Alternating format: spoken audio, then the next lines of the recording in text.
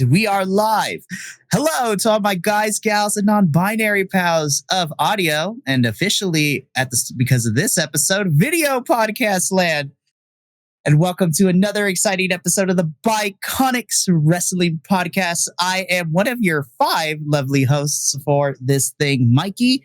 I am the founder and head honcho of Vibe Tribe Productions, where you can follow me all over the social medias at Pop Culture Geek. You can also follow us collectively all over the social medias at Vibe Tribe Productions, where at the time of this recording, things are finally being released to the world. It is crazy out here. We got lots of actual play podcasts and pop culture podcasts like this one you are currently listening to. We got a little something for everyone. So please go ahead and give us a like and follow and a subscribe, as some of the YouTube kids say. Oh man, I'm really excited for this episode.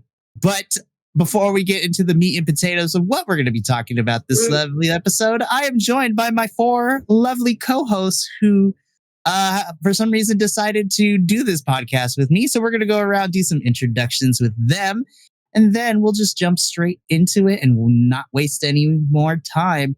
Eeny, meeny, miny, mo. He was my homie for WrestleMania weekend. Evan, you shall be the first to go. So guys, I'm the meat. The rest of you guys are the potatoes. Just kidding. How's it going, guys? Benny Boss 2218 here. That's right. I was at WrestleMania live in person with Mikey. You guys also check me out here. I do a Walk Among Gods, an actual play podcast. You guys check it out. First episode just got released. Please watch it. It's dope. I'm also on the Academy. That's been coming out for like a year now. So check that out too. But yeah, WrestleMania was awesome. And shout out to the boy. Yeah. Oh my gosh, it was such a fun weekend. Alrighty, next person to give their introduction is going to be the one and only JVL. You are muted, sir. Sorry, I was dealing with a thing here. I was saying that I'm also the meat in the sandwich because it's a very meaty sandwich, but I am Jon VL, aka the JV Lexicon on most of the other places. I was not at WrestleMania with Mikey, though I did get on a text string that was very interesting to be on the other side of, since I was at Elimination Chamber getting all those that way. But unlike at Elimination Chamber, they didn't have to pay the roaming rates for being in a different country. So really enjoyed that. And I've been watching wrestling since I was very small. I was my first little bit there was obviously in the late 90s, early 90s. So right before the Attitude Era. I am what you call ye oldie person here. So I'm old meat, I guess. And I can pass that on now. 2 meats. Professor, what are you in this sandwich? I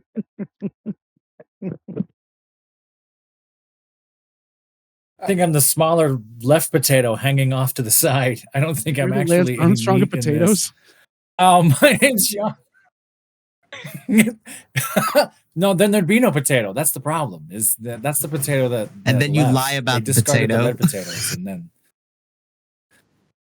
you lie about the potato, and then you it makes you sit different on the bicycle seat. My name's Jon. I'm the professor. I've been watching wrestling for a long, long time. I'm really excited to talk to all of these folks tonight because I've been on that text stream as well. There's lots of jokes and things we can't repeat here. I will say that night 1 was the peak of the last 12 days for me, and every day since has slightly gone downhill. I don't want to talk about my life here, but my God, it hurts. And of course, last but certainly not least, rounding out our fatal 5-way of co-hosts is the one and only Adolfo. Saludos programas and yes, little Vince. Are you ready for tonight, little Vince? Zip. Are you ready, little Vince? Please tell me little Vince has a little mustache as well. I stole this mustache. That's right, little Vince. I'm not Vince. I'm Vincenzo Macaroni. So I am Adolfo, the nerdy Puerto Rican. That was my 10-cent Vince McMahon impersonation. You're welcome. And I am here, and I'm just excited to talk about men's and women slapping each other silly for our entertainment. So let's go. So I want to make a disclaimer real quick before we jump into everything properly. So Vince's dick is a character. Vince's dick is a character, and trying to explain that to the third person that went with me and Minnie to WrestleMania. Shout out to Uriel. Hey, what's up, dude? Yeah. Yeah. Oh no, you had to explain Vince's dick as a explaining that character. to him was It's always been a character. It's always been a character. But explaining it to him. We assume it's always been there. We assume it's always been there. He's paid it off plenty of times. Sure. I'm gonna pay you off so hard. I'm gonna release you all over the. Oh gosh. How long have you had a mustache? I drew this to impress you. What? But yeah, having to explain that character to my other friend that went with us to WrestleMania was a good time. But I mean, we kind of are just bearing the lead here, so to speak. But for those of you that are tuning into this particular episode, strap on in, because this entire podcast is going to be all about NXT Stand and Deliver, and more importantly, WrestleMania 39, both night 1 and night 2. We're going to be talking about the good, the bad, and the ugly, because everything that has happened between on those pay-per-views and the subsequent Raw and SmackDown after Mania also kind of was a thing that happened at the time of this recording. We are just about a week out from when WrestleMania happened, and we're going to convey our feelings in a very eloquent and mature manner. Fuck Fuck Vince McMahon. But no, we're not. Fuck all that shit. We're Fire gonna be Vince McMahon. Fire him now. Fire that man. We're just gonna be honest with our feelings here. Rehire Vincenzo Macaroni. I don't understand, little Vince. Why do they keep saying this? Hashtag fire Vince. All bag. All bag. Oh no. Like old bag or something else. So let's just get that shit out of the way, because like Been on that date.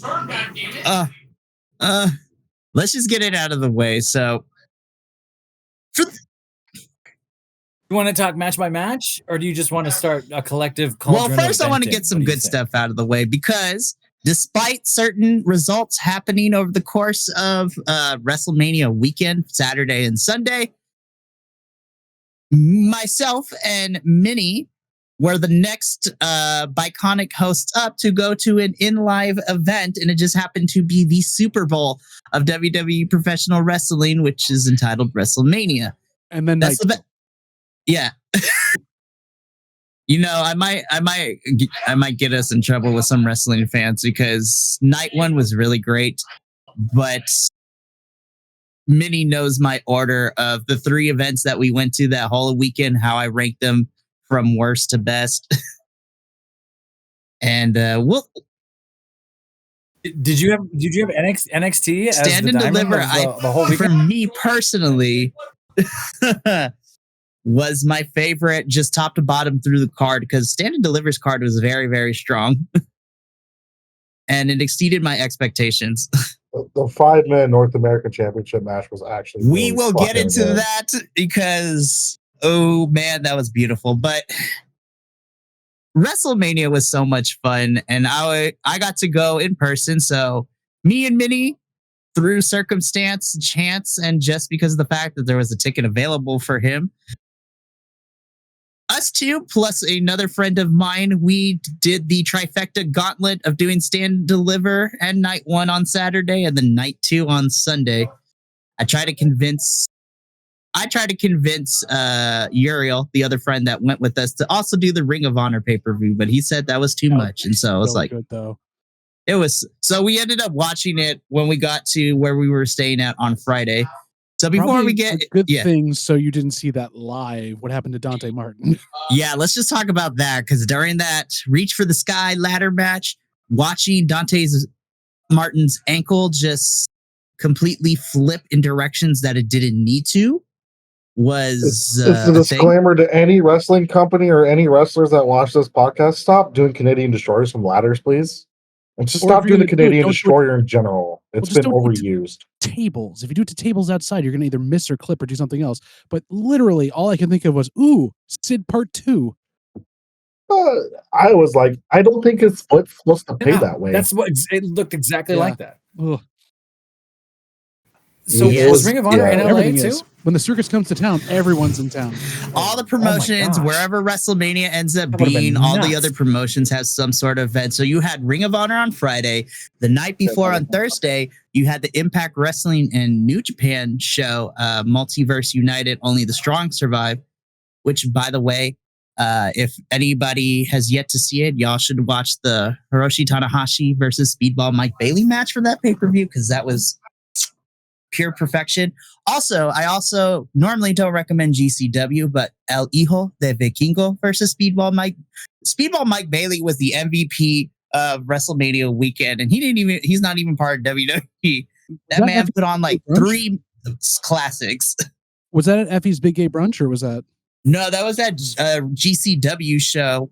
And then also over the WrestleMania weekend, we got to see the return of Kota Ibushi return to the wrestling ring in like a year, which was, for those who don't know their New Japan lore, is the other half of the Golden Lovers tag team between Kota Ibushi and Kenny Omega. Oh, I'm so happy he's finally wrestling again.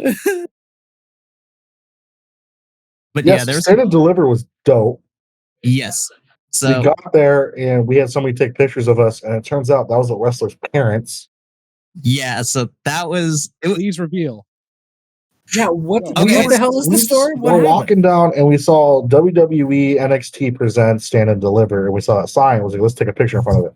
So we asked a pair of people to ask them to take pictures of us, and they're wearing Sol Ruka shirts. And Mikey was like, "Oh, yeah, they're Sol Ruka fans." Like, well, actually, we're her parents. And we're like, "Oh, that's fucking lucky." And then, of course, like a complete idiot, like I was like, my brain was fighting itself. It's like, how do I want to approach this? Do I tell them that how much of a fan I am of their daughters, that I think she's really cool? I couldn't verbalize it because I was like, holy shit, this is the most random thing on the planet, but their daughter is one of my favorite up-and-coming. And they're like, "Okay, bye." And it was the really awkward thing when you say bye to somebody and you all walk in the same direction. Well, and you saw her, right? You saw her on WrestleMania weekend. Yes. She was the she was in the Cinnamon Toast Crunch costume during Ray and Dominic's match. Perfectly placed product. That's so funny. Yeah, we were like, why are they even here? She's not wrestling at any of the event, and that's why. And then we find out when we get home on Monday that she was in the costume. I'm like, that totally makes sense. But they were so cool. Like, they were kicked back. They were awesome. I love them. The people we sat by Stand and Deliver was funny because we had people kept telling us that during the Johnny Gargano Grayson Waller match to pull a Snitsky and kick the baby. Snitsky and punt the baby.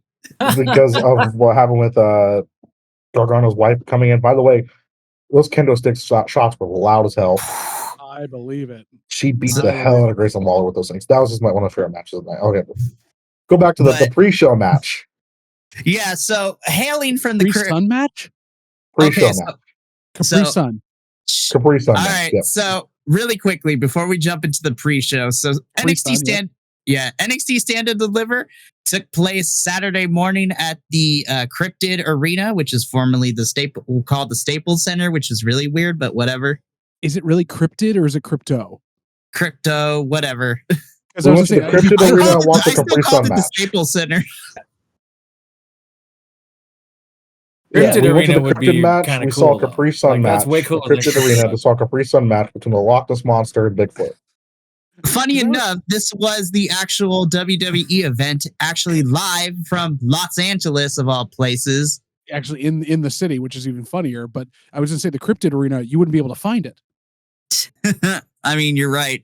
We did. We took pictures and it was really shitty. Like, I have a brand new iPhone, but the pictures came out really grainy. Why was it walking away weirdly and like turning back at you? It was strange. Looked like a dude in a gorilla costume. This whole arena looks like it's like a chupacabra. What happened? Mothman. But yeah, hailing from the formerly named Staples Arena, NXT Stand and Deliver 2023 was a thing. I kid you not, leading into the start of Stand and Deliver, they were playing the theme song, and it was ingrained in my head for the next couple of days afterwards for that pay-per-view. I also got Which- confused because Booker T's an announcer for it, and he came out with his music and everything. He wasn't just there; it was just like, "Oh yeah, here's Booker T, guys," and he came out, and then they started the pay-per-view. Yeah, they started with the pre-show match, and it wasn't until they actually rolled the package for Stand and Deliver. It was like, oh, this is going to be on the pre-show, right? So the pre-show match, for the right to see who's in control of Chase University, this was a 4-on-4 match between the aptly Chase U, which consisted of Thea Hale, Duke Hudson, and one Andre Chase, who also were teaming up with Tyler Bate, of all people, in this pre-show match against the Schism, which is Ava Rain, Joe Gacy, and then Rip Fowler and Jager Reed, aka Grizzled Young Veterans, which we'll talk about them in a little bit. But that was the pre-show match, and that match had no right to be as entertaining as it was, given that this build was for a Capri Sun match. For a Capri Sun. I'm calling the Capri Sun matches now. Thanks, JBL. Thanks a lot. That match. I mean, the way shit's going, it's a matter of time. Yeah, I figure it's the easiest sponsorship they can do that keeps like, off the main broadcast because none of their sponsorships worked this freaking time either. It didn't work last time either. But we'll get into the sponsorship. We'll get into the sponsors. This is some of the funniest things ever.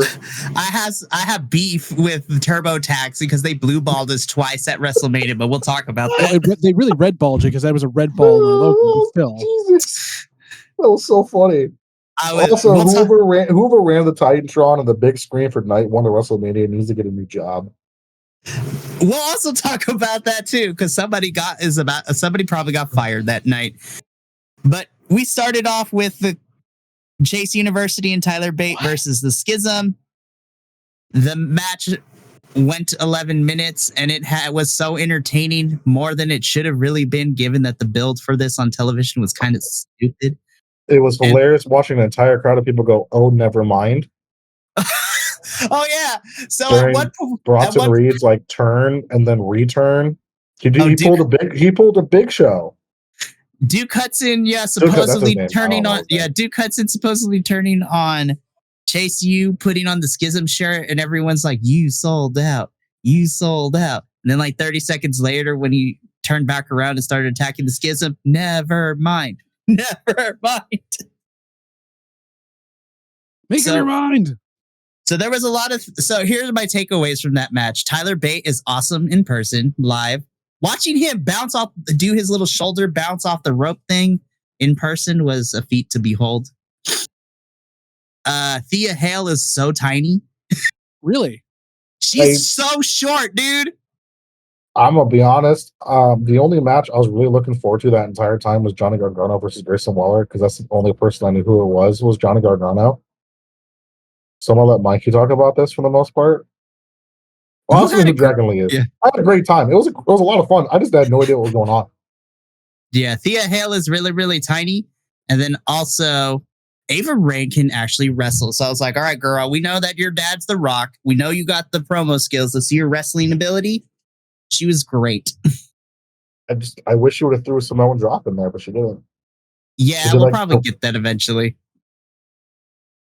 So that's what opened it up, and then that was the pre-show. Then while we were sitting in the arena, they rolled the introduction to the Stand and Deliver pay-per-view, and then we opened up Stand and Deliver officially with the ladder match for the NXT Women's Championship match immediately right out the gate.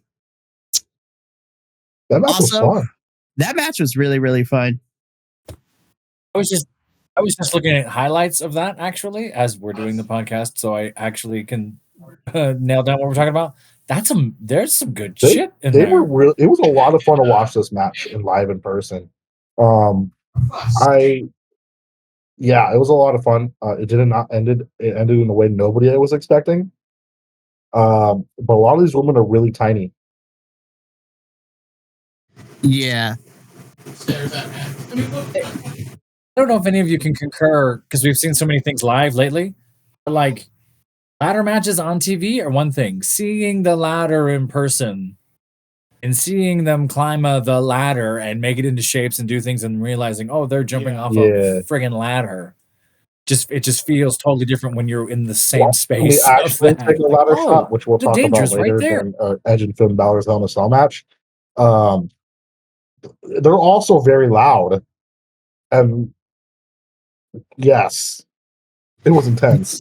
It was Roxanne is really, really tiny too. Zoe Starks kicked so much ass during that match. It was a lot of fun. And as Minnie pointed out, was not expecting Indy Hartwell to become your new NXT Women's Champion. Yeah, I was going That for was Zoe not on my Starks because I predictions like bingo the. card. This is how much I know about NXT. I was going for Zoe Starks purely because I like their theme music. I was like, I want her to win. Her And then Indy finisher Hartwell is won. her finisher is also a lot of fun too because it's a modified take on the go to sleep because she turns her opponent before kneeing them in the head. Yeah, and I wanted to see that. It was cool. Can I also say something just quickly that I've noticed, even just leading up to WrestleMania and all the other shows as well? How many, like, and we're having this actually happen in AEW right now, like actually addressing it. There are so many people using the same finishing moves, like the same 6 of them. And finally, it's come to a head where like 2 of them are in the same company and they're having to deal with it. And so how do you, like, this is doing it live now, but it's like, how have we got to this point that either no one wants to go back to using older ones or they can't do a new maneuver? Like, I know that it's tough sometimes to come up with a new stunt, but seriously, like there should be like some sort of thing in the way to say, even between NXT and like the main roster, like people can't be using the same thing. Right. I even said that to Mikey. I'm like, a lot of people are using the same move. Like, I love the spear, but there's like 4 people on the main roster that uses the spear. Well, everyone uses the super kick now, which used to be a finisher. Yeah, it used to be a finisher. Like, let's go back to the days where like a standard DDT was a finisher. It is a finisher. You're dropping someone on their freaking head, and look how Right Rhea now Ripley it's just like a big transitional move. Really? Unless you're Go ahead. John Moxley, I think he's the only one that has a variant of a DDT as a finisher now. Drew it's used to have it, but he adapted the Claymore, which is awesome. Well, he still has the Future Shock DDT as his setup move. It's his it's a setup move. It's no longer a finisher.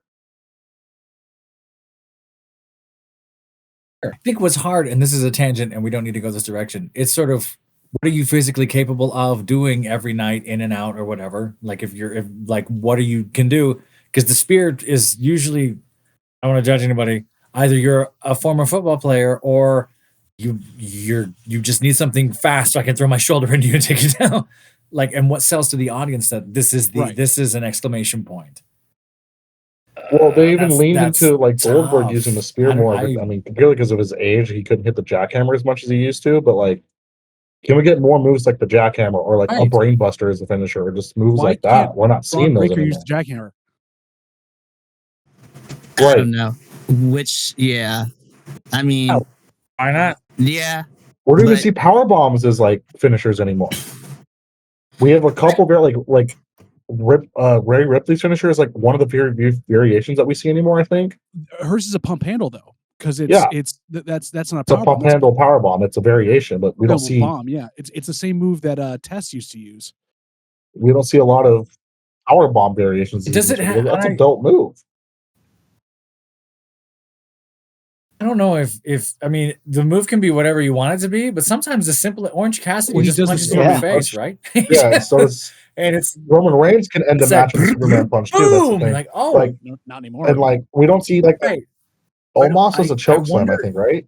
No, he does the 2 choke bomb, the big tree slam. I feel like his finisher should be like the jackknife power bomb. But I don't want to sound. I say this every episode. I think it's what can you act? What can you act in and make that the moment? Can you sell a choke slam as the end? Can you really? What is the thing that you can? Well, and also to go farther down that road, Professor, what can the people you're wrestling take? Because if you're Roxanne Perez, you're 5'3", 5'4", you can't lift these giant people up and do stuff with it, but yet you can get them in a fireman's carry and do a kind of a flyover thing, maybe. But like that's what the spear is for, is like people that are smaller and can't seem to get to things like that. Versus Almost is not going to do a spear; he can't move. For sure. Yeah, or unless you have like the immense amount of talent as Roxanne does, because even though she's tiny, her finisher is Pop Rocks, which is basically a Canadian destroyer, right? Code Red. Code Red, Canadian whatever. They call it the Pop Rocks, but yeah, I was Dexter Lumis coming out for that ladder match was probably a weird highlight for me, and helping Indy Hartwell get up and claim victory. It's really cool being in the crowd and seeing these moments happen. Like, you don't see them on the outside during, like, when you're like watching it, you don't see him come out. Then, like, we're on the outside, we see him crawl out from underneath the ring to get in the ring. Yeah. Seeing that like live is really cool.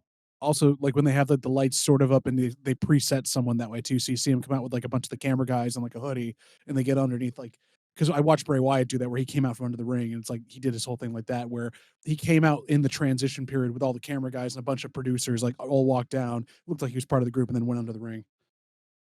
That's all really cool.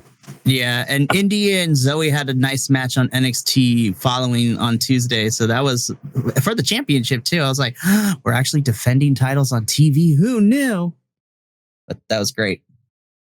After that open stand and deliver for the official one, then we had the triple threat for the NXT Tag Team Championship match, which was The Family, which is Tony D'Angelo and Stax, The Creeds, which, by the way, seeing them do their stuff live was on a different level. And then, of course, I could not fail to mention your NXT men's champions, JVL's favorite peoples on the planet, the Gallus Boys are still on top. It was one of the cool moments watching their third brother come out of the crowd out of nowhere. And we get to see it happen before it actually happens. Mark. It was Mark? No, Joe, sorry. Oh, Joe Coffey. Yeah, Joe Coffey, who used to be the NXT UK champion for a while there, too. Or sorry, he was WCPW champion, and then he was something else. Like, he's insane, too. So towards the tail end of the match, Joe makes a return to the ring. And, you know, as like one of the 5 people that actually watched NXT UK, I popped hard. I was like, he's back. And thus he helped his boys of Gallus remain. But watching the Creeds do standing moonsaults off the apron onto people on the floor is just a feat to behold. The highlights and hearing you talk about it make me want to carve a little bit more time out to investigate it, because there are some names and faces there, and I'm like, oh yeah, I will also say that guy. Stax, it was MVP. Like, seeing him improve so much, and same thing with Tony D'Angelo. I was really impressed with them. But Gallus Boys, I definitely thought were a good decision for them to remain, to keep the titles. And it looks like we're getting them versus Pretty Deadly pretty soon, which I'm not against. Somewhere Shout down the line. Pretty Deadly. They were great hosts. They were the greatest. Their segments hosts. were funny. Their segments were funny. They showed the segments on the big screen. It was funny. I believe it. I mean, honestly, like, for as much as their characters are really grating, they're actually really good workers in the ring, and they actually know what they're doing. Like, I enjoy they are a good tag team. Weird fun they do. They are actually a good tag team. They actually work together very well. They also work very well with their opponents too. Like, they're really, really good. I want to see them in like a hair versus hair match though, where they lose and they both have to shave their heads. That'd be hilarious. I want to see a return of Tyler Breeze and Fandango versus Pretty Deadly. That would be the most flamboyant tag team match of all time. Reunite the Fashion Police versus Pretty Deadly. Oh, now I'm sad we can't get that. Or make that a faction. Oh, I want Pretty Deadly versus Mustache Mountain. Yes. Wait, hang on. Question. I'm sorry. There's a Mustache Mountain faction? It's two gentlemen Mustache that used to be part of Mountain? British Strong Style with Pete Dunne, named Trent Seven and Tyler Bates. And they are one of the best tag teams in the world because they go at each other. They go back and forth. Will they work together? Will they want to work together? But they're so hard hitting. And they used to have, when they were not Pretty Deadly, there was something else in NXT UK. They had a couple good matches together, and they work so well together.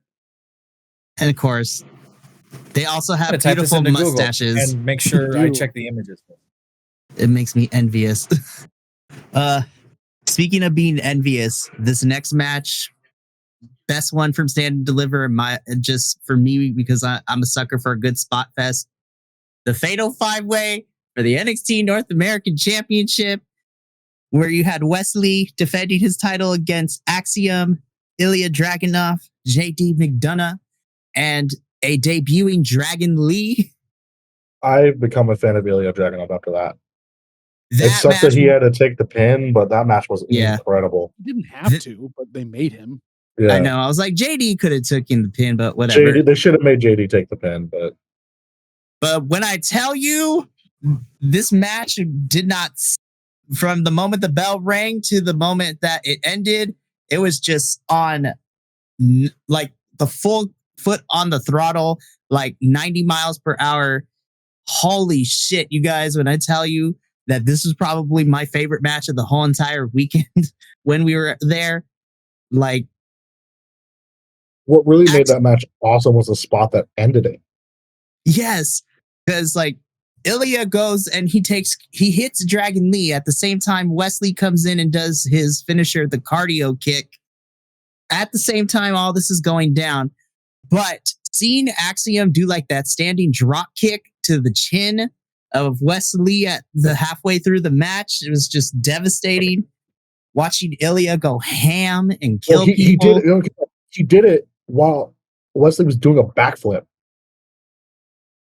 It was so beautiful. That takes time, man. I was like, that was a highlight. I'm a sucker for a spot fest. Wesley defended his championship. It was beautiful. And then the momentum kept going because next was the unsanctioned match between Grayson Waller and Johnny wrestling himself, Johnny Gargano. That match was so cool. I may have shed a little tear here in Rebel Heart Live. It's just one of those things. That match was awesome. Dude, Grayson Waller is the perfect heel in my opinion right now for NXT. He's such a little slime ball, but I give him his flowers because he took the kendo stick shots, not only from Johnny, but then, when Mrs. Gargano stepped into the ring and decided to take the kendo sticks and just wail on Grayson. Broke. She beat him until it broke.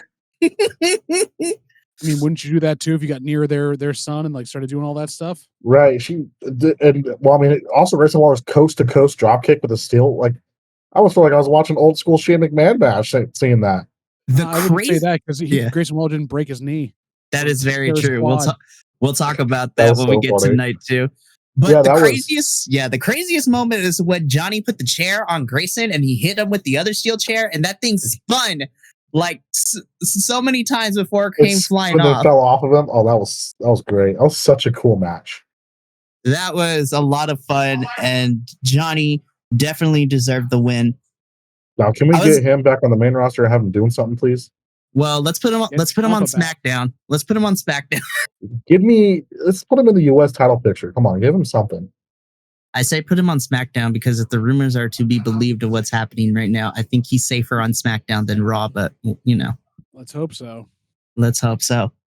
I was kind of sad for this next match because I really liked all the people involved, but after you have 2 high octane matches, this one kind of didn't live up to the hype. Your women's tag team championship, your champions Kiana James and Fallon Henley defending against, we still don't know the name, but to see Isla Dawn and Alba Fire live, like, melts in my little heart. Be like, It was very quiet. Good match. Very quiet. Yeah, it's unfortunate. Thank you so much for tuning in to another Vibe Tribe production. What's going to happen next time? Well, you're going to have to tune in to find out. But until then, remember, audio podcast land, take care of yourself, love one another, and as always, make sure that you keep the good times rolling. Thank you for being here, and we'll see you next time. Bye-bye.